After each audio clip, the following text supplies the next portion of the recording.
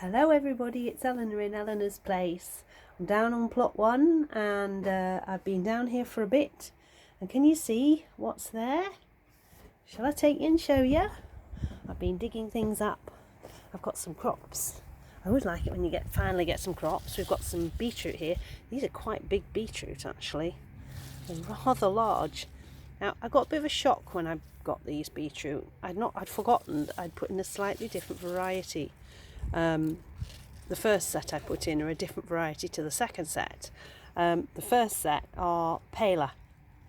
They look fat. Oh, they look all right here, but when you cook them, they go pale. But they've got like rings in them, red and paler, pinky coloured rings in them. So they're still fine, and they taste just like beetroot. They just are slightly paler. I got some. These are the start of the courgettes. I'm going to have to freeze these. I chop them up into chunks and I freeze them, and they're fine straight into sauces and things. Then underneath you'll see I've got my potatoes, and these are the Nicola potatoes, and I've dug up 3 roots of potatoes today to take home, and they're looking really nice. So I've got a nice little crop of potatoes there. I've got something very special to show you, and you mustn't laugh. Here is a carrot. I know. It's not the thickest carrot in the world. It's not a bad for straight. It's quite straight, but this is one of the original crop that failed. So, anyway, 1 carrot. And then here I've got my peas. And I had to look these up again. These are Russelago, and they're looking really nice. So I've got a bit of shelling to do, and then I'll go put those straight into the freezer in a bag. And then as I keep cropping and keep taking them off the plants, I'll just keep adding to the bag. So there you go. So it's not a bad little start for the crops, is it? Not a bad little start. Right, what else can I show you today? I want to show you this. This is so beautiful, this rudbeckia, and it's covered in flower buds, all ready to go. It's not going to be long before it opens more flowers, and they're nice rudbeckias because the flowers last quite a long time. They're not open one day and gone the next. So I was looking down at the bottom as well. If I just move this out the way, these here I could cut through there with a spade and lift out, and that will make a new plant there, which would be nice because I could take one and put it on my second plot, which will help to fill the borders up. And over here, all these lavenders have just come on lovely. Aren't they gorgeous? They're just so beautiful. Now, talking of beautiful, let me show you the poppies on this plot, because they're different to the others. Still lilac, like those. Look at these. Sorry about the wind. It'll be a bit noisy, but look at that for a beauty. Look, aren't they? Look how close that is. Aren't they the most beautiful?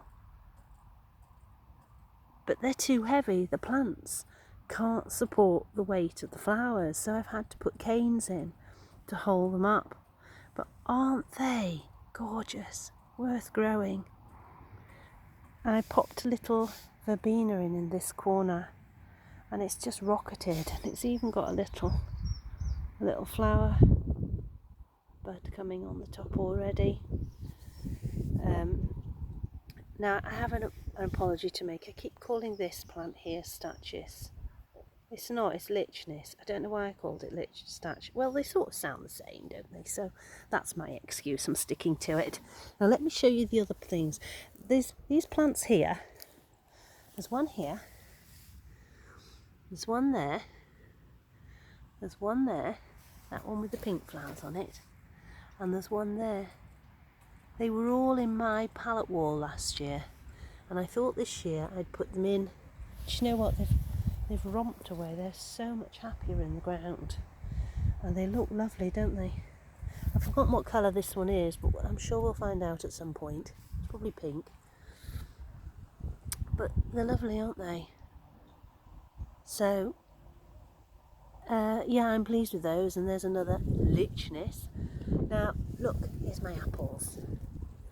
Look at my little apples. Aren't they lovely?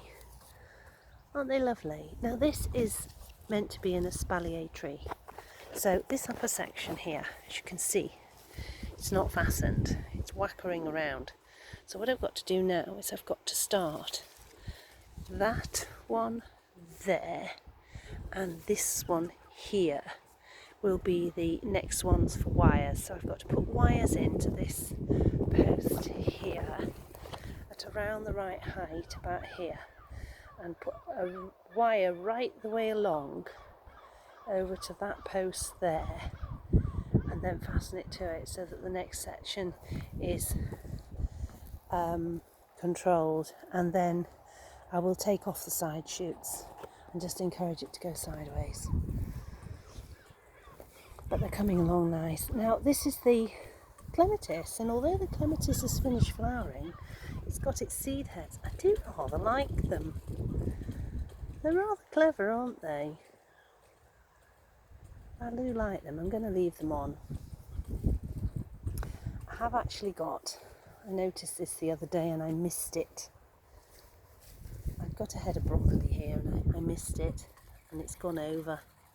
I might be able to just, I'll cut it out and try it, because as I look up here actually, there's another little one here. So I'll take those two off and hopefully it'll encourage them to keep making more. The kale's looking amazing. I thought that was a winter crop. Look at the purple one here. Isn't that gorgeous? Beautiful. So what else? Oh yes, a cauliflower. Look everybody, it's a little bit eaten I think, but I have got a little cauliflower there.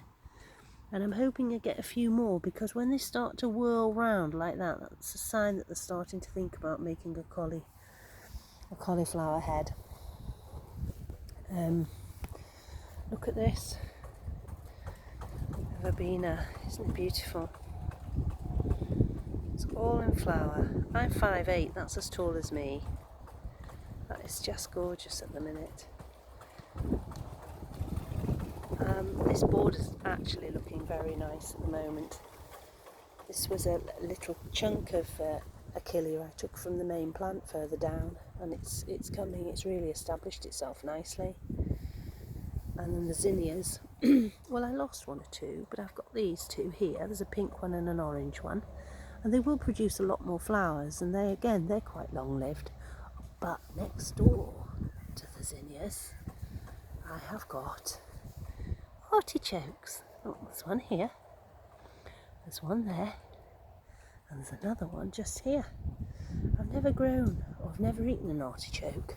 I'm going to have to, I believe they're called chokes, but I've never actually eaten one. They're not quite ready yet, I don't think.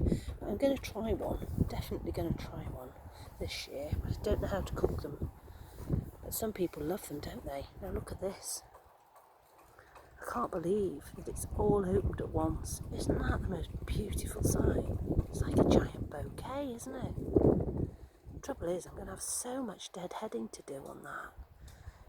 I hope it produces more. I hope it's just not one big flash in the pan and then that's your lot. That would be a bit sad. And the dahlia up here, let me show you the dahlia. Look, it's finally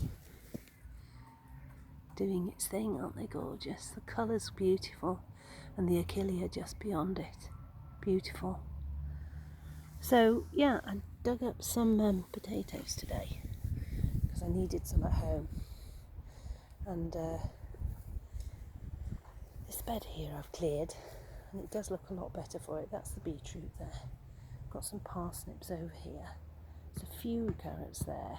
There's a replanting of beetroot just over there, and there's a few lines of carrots. You might just be able to make them out. The leeks are looking nice just over there. They're starting to look nice.